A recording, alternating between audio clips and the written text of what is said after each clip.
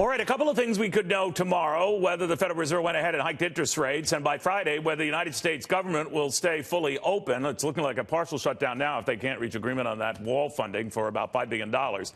First, to the prospect of the Federal Reserve that goes ahead as expected and hikes interest rates again. It would be another move up that has a lot of people, including the president, unnerved. I wonder if my next guest feels the same way. Republican Kentucky Senator Rand Paul. Senator, good to have you. Thank you. Thanks for having me. Your father was here yesterday, Senator, saying, you know, it's a tough kind of a corner that the Federal Reserve has backed us all into here. Do you agree with that it is just created this bubble and now it's trying to find a way out? Yeah, and I would say in more general terms that I'm just sort of against price controls, whether they're on consumer goods or on money.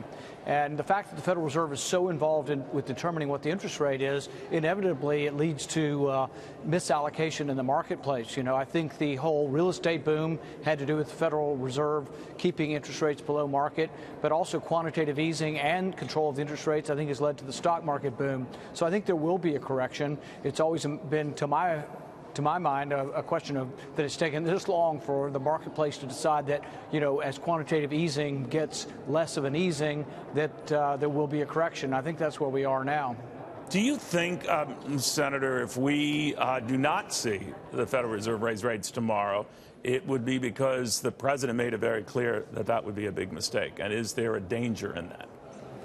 I think they're just worried about us having a good Christmas, frankly, Neil, and they don't want to hurt the stock market anymore right before Christmas when we're trying to have Christmas cheer around here. So, no, I don't know if they are that influenced by, you know, their positions are long-term positions. People worry about the political arm, the president, Congress beating up on the Fed.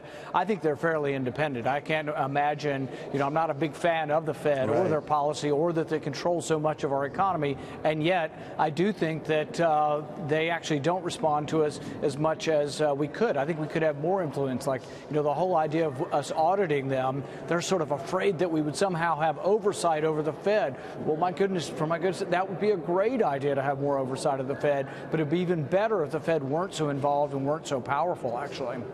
You don't mind switching gears, sir, and one concerns this idea of a government shutdown maybe as soon as Friday, and this view that the two parties can't find some common ground here, yet we see on criminal justice reform, you can. You've led that effort, so it's possible, right?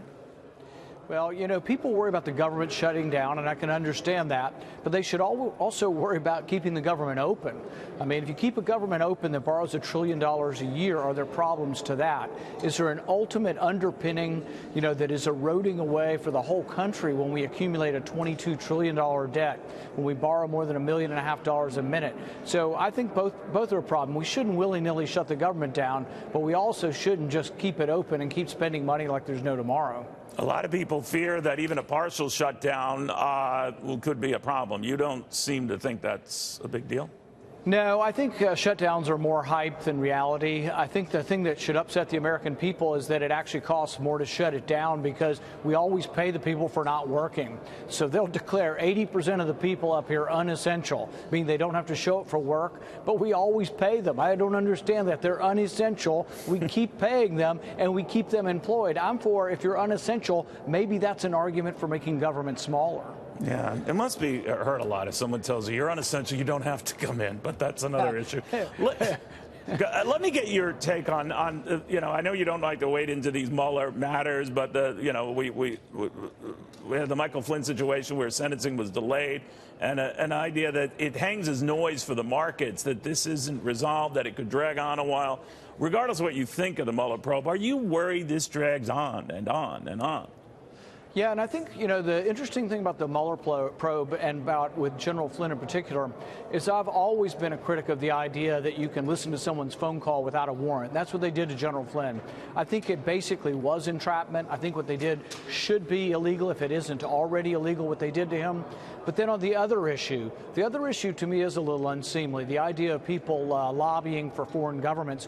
In fact, I'm toying with the idea and contemplating and in discussions of whether or not we should just make a law that that you can't do lobbying for foreign governments, because it really does appear to be divided loyalty, whether you're in government or not. I don't like the idea that Saudi Arabia spends tens of millions of dollars every year hiring people for their interests. Their ambassador should come to our capital and tell us what the interests of Saudi Arabia are, but we shouldn't have people. Think about Ukraine. You got pro-Western Ukraine, pro-Russian Ukraine. Yeah. Should they all hire $1 million lobbyists to come over here and talk to us?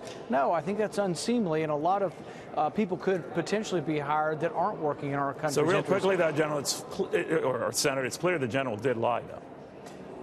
Well, the thing is, he lied about something that the government shouldn't have even been listening to the phone calls. Right. The original FBI said, you know, they didn't even think he was lying. So, no, I think it's a terrible idea that you let the government listen to all our phone conversations, and then they try to trip you up on whether or not you remember your conversation correctly yet on the phone. So I think what they did to General Finn in talking to the ambassador was terrible, entrapment, and shouldn't happen. We shall see. Many legal minds disagree with that. We'll have a lot more after this.